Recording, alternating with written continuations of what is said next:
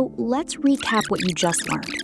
Floor planning to build the structure, kitchen elements for all your cabinets and appliances, closet tool for wardrobes, models library for millions of 3D assets, rendering for final images, and the drawing tool for technical exports. In part 2, we go hands-on. Floor planning, adding ceilings, placing doors and windows, step by step. That's where the real design work begins.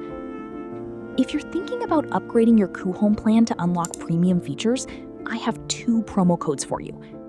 First code, Home Designer, gives you up to 73% off.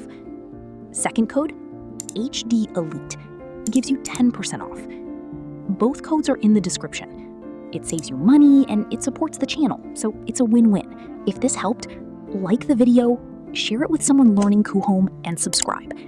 Hit the bell so you don't miss part 2. I'll see you in the next one. Happy